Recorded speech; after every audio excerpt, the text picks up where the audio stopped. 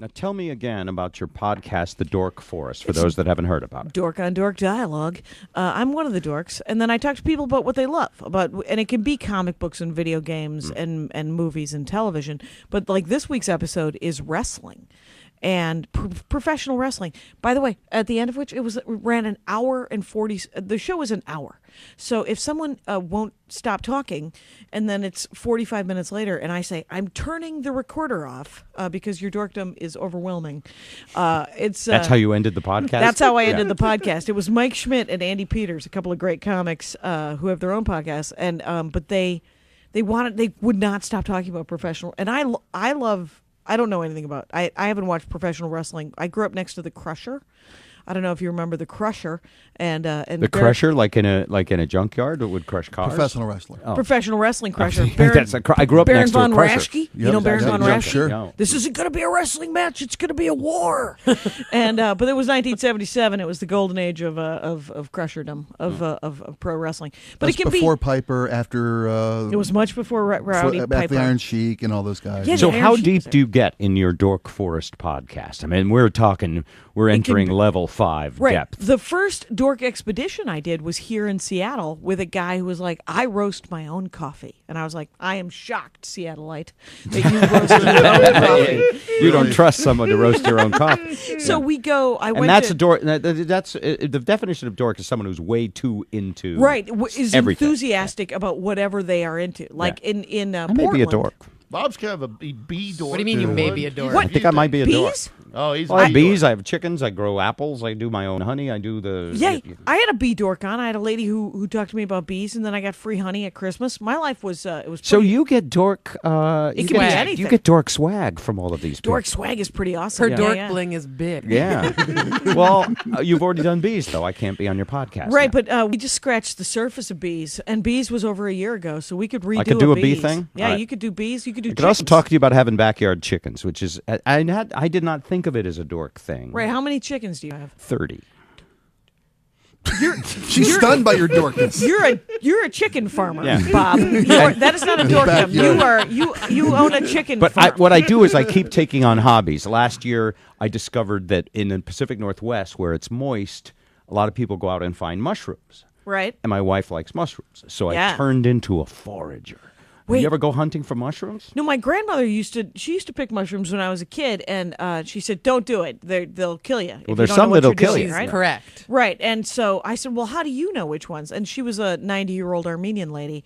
And she said, well, I have these dimes from when I was a kid that are all silver. And I boil one with, if it's a mushroom I don't recognize, I boil it with the silver dime. And if the dime turns black, I don't eat it. Wow. That is And I- not how we know which ones. That's not how they recommend. That's not how it's done. I was like, that seems ambitious. And she was like, yeah, but the Turks didn't kill me when they marched me across Lebanon. So I figure I'm She's sure. got Good point, some- Grandma. All right. That's a now, grandma. we mentioned this. You're married I am married. for 7 years. In spite of your heavy dorkiness, is your husband a dork too? Oh, he's a game designer. He makes video games. He makes board games. That means he's a dealer. Is he a dork? Oh, also? he's a pusher. He is also my native Sherpa into the world of comic books. Wow. That guy. What's her husband's name? Andy Ashcraft, friend of the people, GiantsDanceGames.com. And if you guys want to Wow. dash off, Giants Dance is a fancy way of saying the Stonehenge.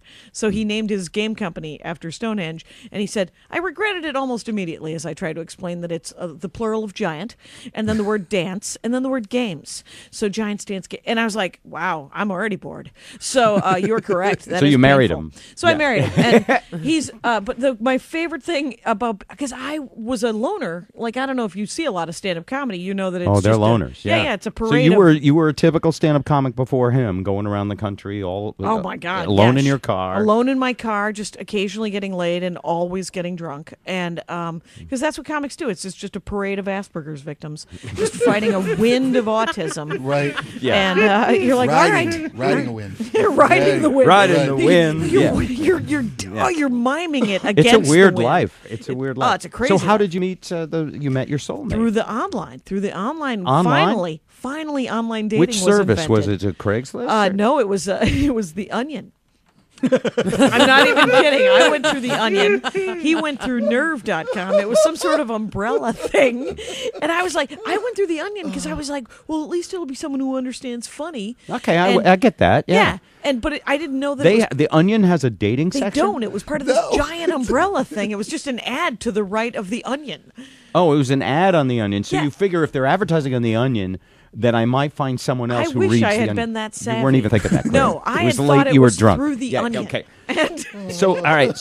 And he also. So you each advertised on an online. He knew it was part of an umbrella thing, and we went through something called Nerve, which is some softcore porn site, and he never told me that he went through Nerve until we had been boyfriend girlfriend for a while, and then he was like, I actually didn't go through the Onion. I was surfing scantily clad ladies on Nerve.com. And he found you. And found me. The love of his life. The love of his life. Apparently, so says a texter.